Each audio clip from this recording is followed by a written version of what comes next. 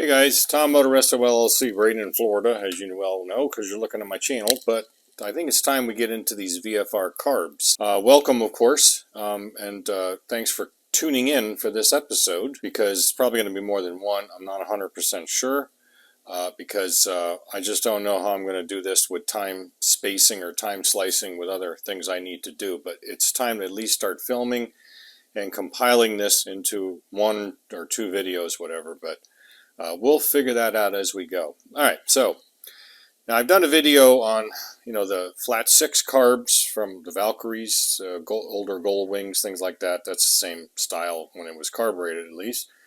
And of course the inline 4 carbs, several videos on that.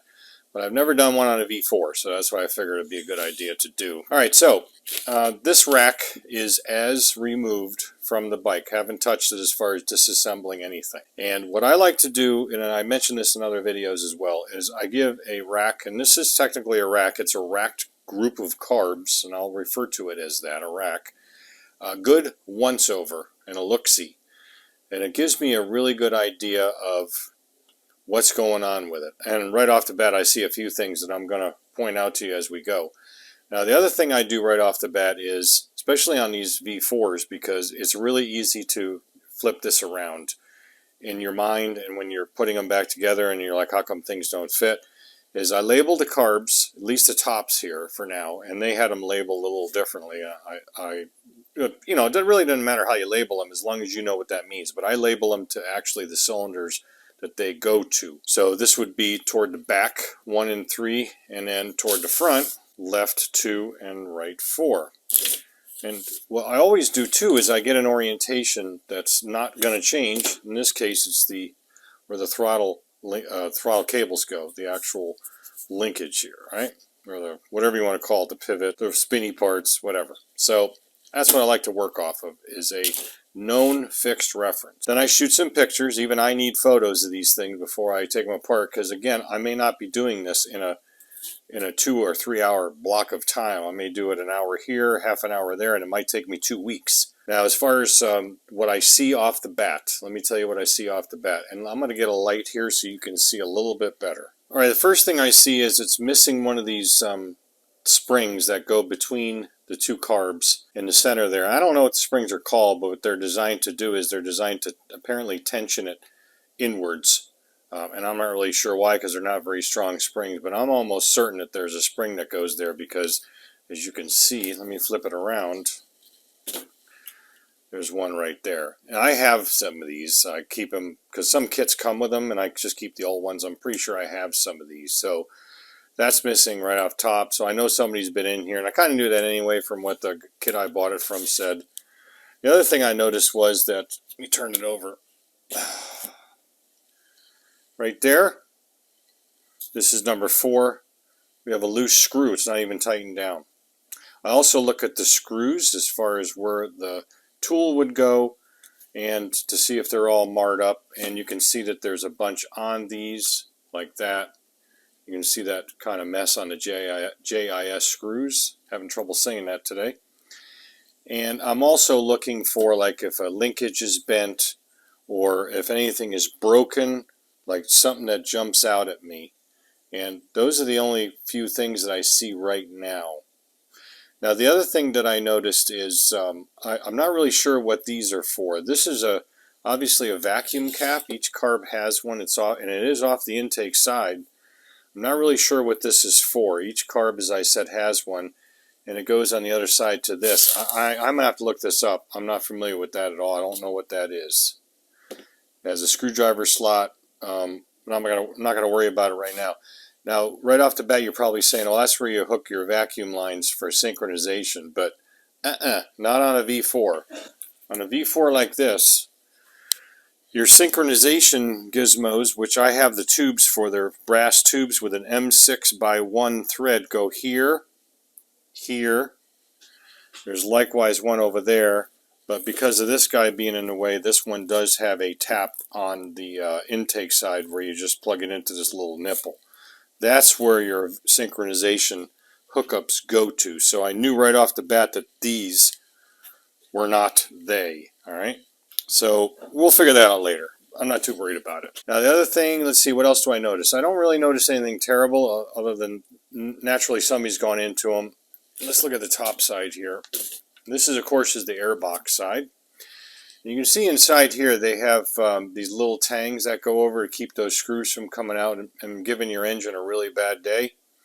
And I see a couple of them, if you look underneath those tabs, have marks on them like the screwdriver has cammed out. Probably not using a JIS screwdriver. And so that leads me to believe that this rack has at least in part been split before. So the carbs have been actually removed from the rack. Now again, that's not a terrible thing. But, you know, I'm going to do that anyway. These are going to be completely unracked, organized, all parts organized per carb. And then I'm going to do an ultrasonic cleaning on each one because I really want to make these look a lot better. And make sure they're clean, of course. And the ultrasonic does a superb job on carburetors. On this aluminum, I use a 10% solution of Simple Green with water. As long as you don't leave it in there for a week or two, it's fine. You know, it works very well for me. So that's what we're going to do. Let me show you some other features of these carbs. All right, so these are your synchronization screws. And as how these work is, when you turn one inwards, it opens the butterflies up because you can see it pushes down on that feature of this pivot or this trunnion, whatever you want to call it, and opens it up.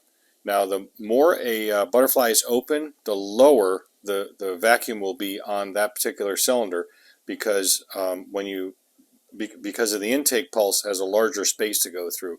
The more you close it, the higher the vacuum. So it's kind of counterintuitive. If you're going to raise the vacuum on a particular cylinder you're synchronizing, you would think that you would screw that in, like in is up, but it isn't true. If you screwed it in, it would open this up and that would actually lower it. So you would back this out, and then you would be able to raise the vacuum in that particular cylinder. Now on this particular rack, I keep saying particular, I gotta stop that. I had first thought that number 2 was the base carb, and it is not. It is actually 4. So I didn't remember that from my VF, and I don't remember what it is actually. So this is how you can tell essentially. You can look at the linkage, of course, and figure it out, because this guy is going to be fixed in whatever position it's in based on your main idle setting. In other words, your idle screw where it stops.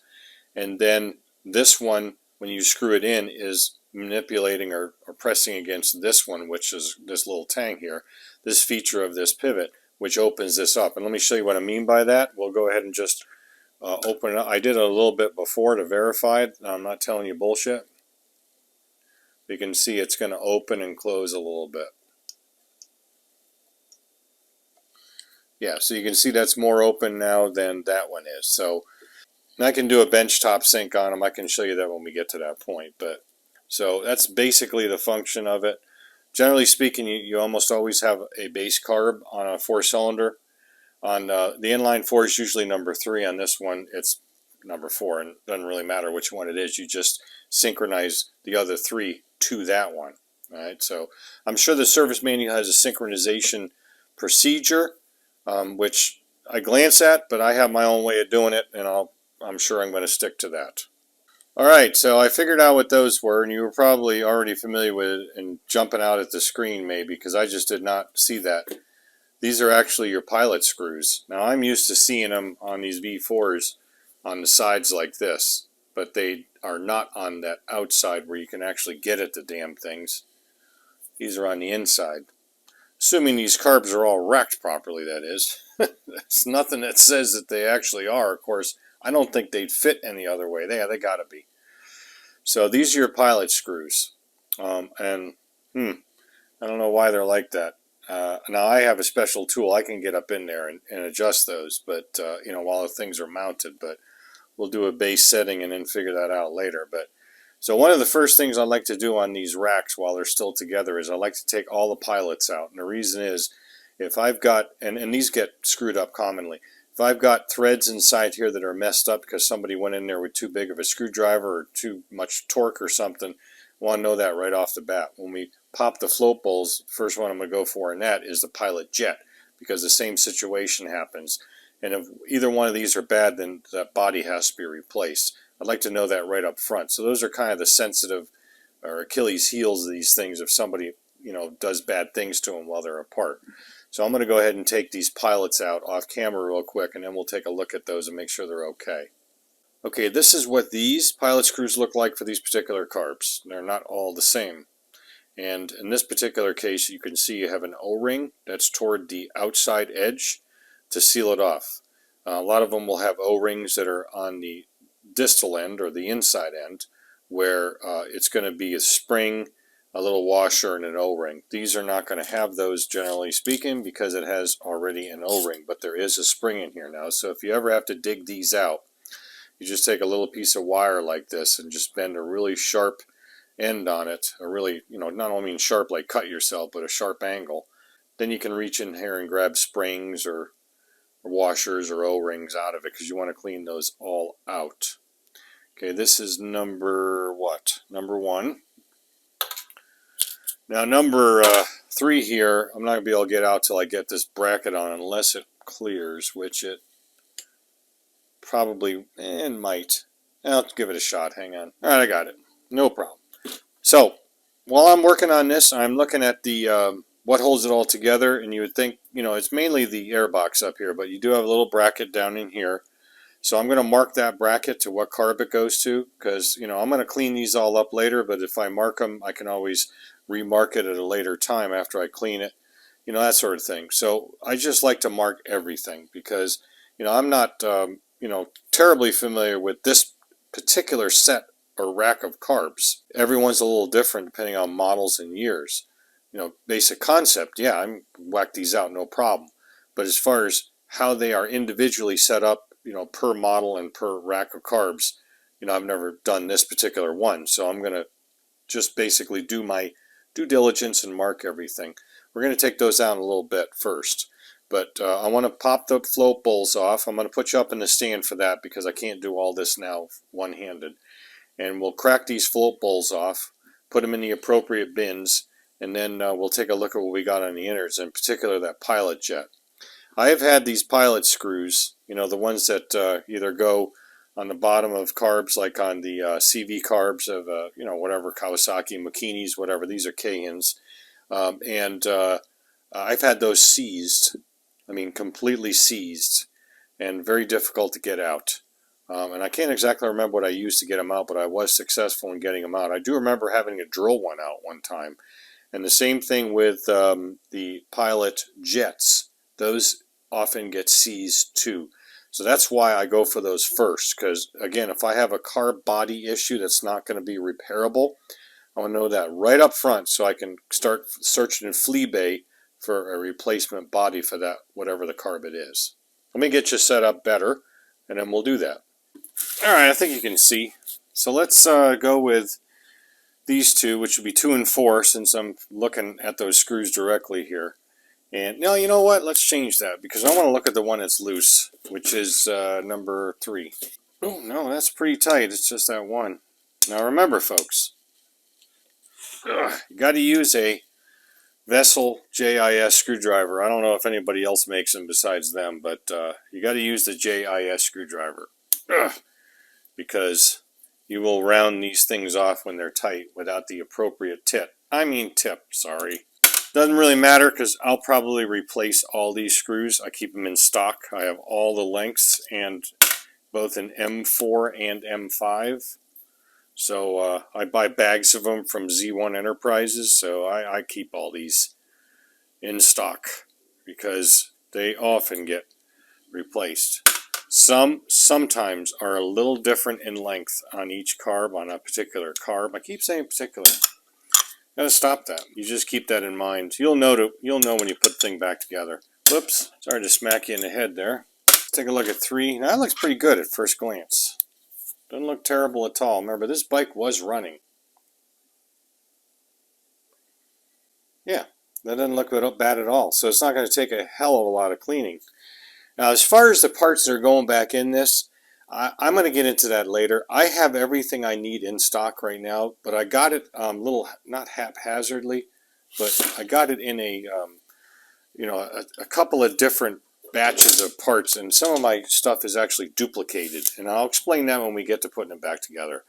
But I do have everything I need. In fact, I have a number of choices for float bowl gaskets, which these O-rings here, they're always bad. Don't ever reuse these unless somebody just went into them. See how flat they are. It'll leak, I guarantee it. And I do have aftermarket float needles that I obtained from another eBay. I think it was on eBay. That are the right ones. Yes, that's what it was. There's a guy out there. I'll give you his. I'll give a shout out to him right now. It's if you go to Vee-4dream.com. I forgot his name. He's got a decent selection of carb parts, but he's also very knowledgeable in what the aftermarket part numbers on things that he doesn't carry. In fact, I asked him, I don't see the float valves on your website, but he does have some other bits for it. I said, do you know which like K&L brand aftermarket float valve? And he knew that, so I just searched for it and I bought them off eBay. So I have the right float valves, because the ones I had were either for the Valkyrie or other ones, other Hondas, and they weren't the right size. So I do have those. We'll get into that later. Let's take out the pilot jet. Oh, yeah, feels okay. If you start taking one of these out and it immediately starts to bind up big time, stop. Reevaluate. You may need to do a little heat, a little bit of penetrating lube. You don't want to screw them up. Now, very often I will just simply replace these pilot jets. I don't know, these look pretty damn good. I actually have those. What am I saying? I do have new ones, but I may use these OEM ones. I don't know yet. All right, so let's go over what everything is. You already know that that's the pilot. I generally do this when I take a carb part for your entertainment and pleasure. So remember, pilot jet, main jet. Below that is your emulsion, which screws up into the carburetor and goes up where that the slide needle goes. And this is it's like a fixed jet for the enricher. So when you pull the quote-unquote choke, that is what is triggering that. All right, so basically you can't really mess with that except clean it. All right, so when you pull the choke open and when this guy opens up right there, it opens up a channel or a pathway for air to come up and drag fuel up through that particular circuit right there. I keep saying particular, I gotta stop that. That looks pretty good. Let's take the caps off, all four off camera, and then we'll take a look at them as a group and then start disassembling them.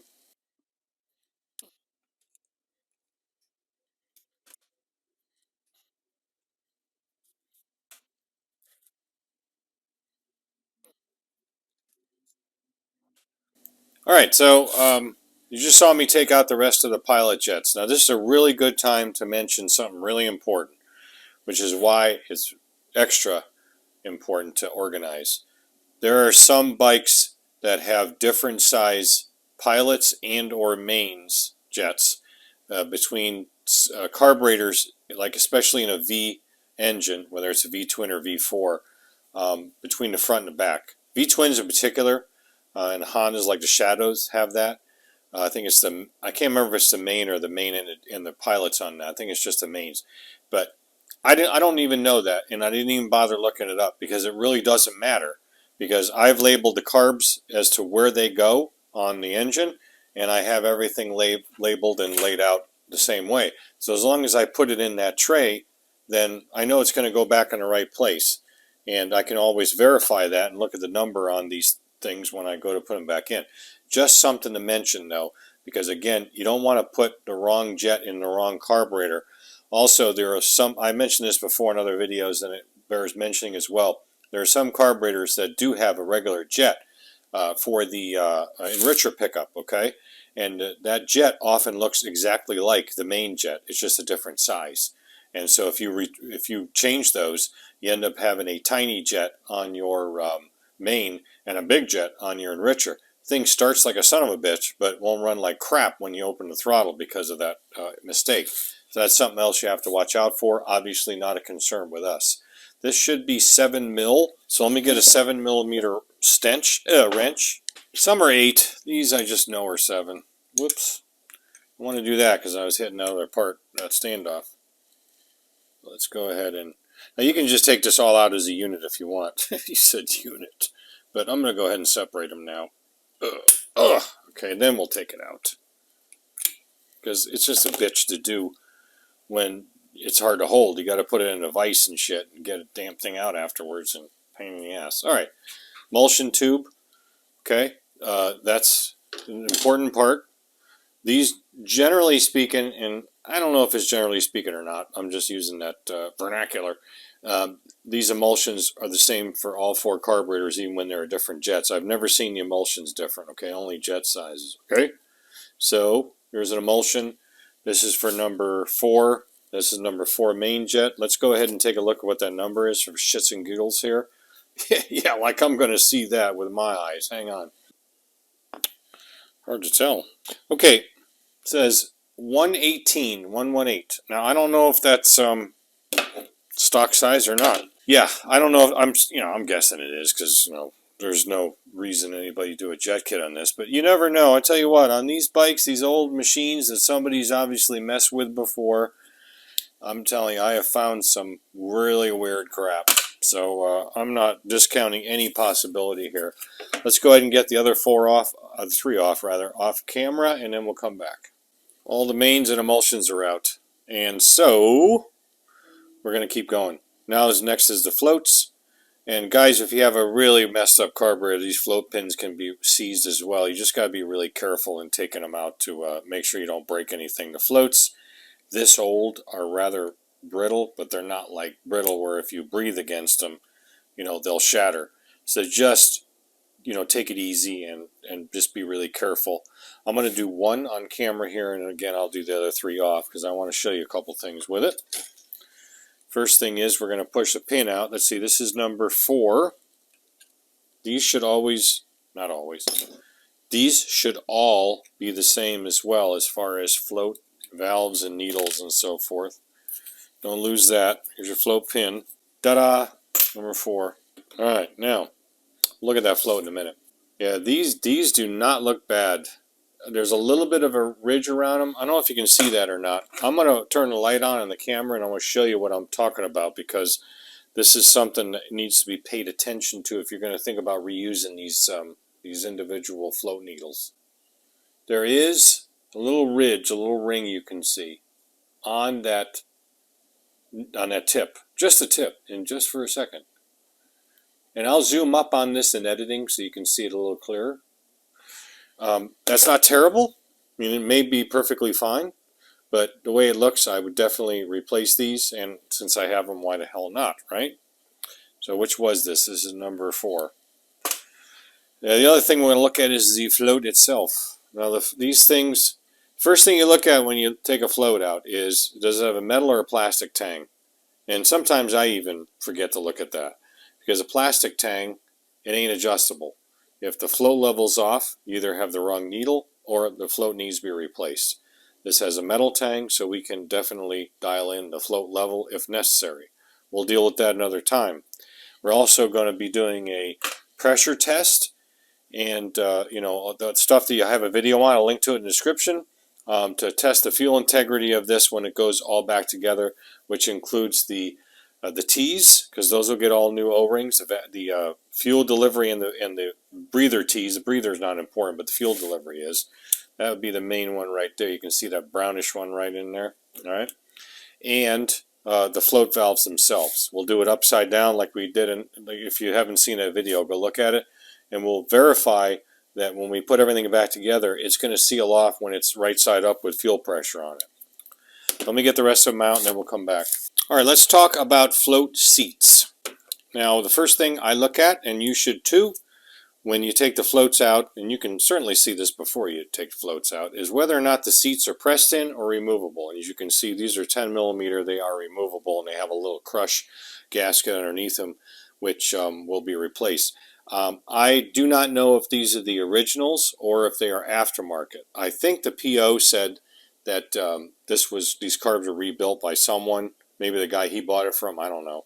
And so, with that, these may be an aftermarket float seat. I'll take a look at them when they take them out. They very well may be original. And if these are good still and not all pitted out or anything or corroded, I will reuse these with the aftermarket needles, because historically the seats that come with the aftermarket carbs, and they do come, these screw-in float seats, are junk for the most part. And so I like to use the original ones, but the needles are generally not too bad. It's kind of hard to screw up a needle, but I guess for these seats, you know, a little bit different tolerance as far as this bore goes, and you know, good night Irene, doesn't work right.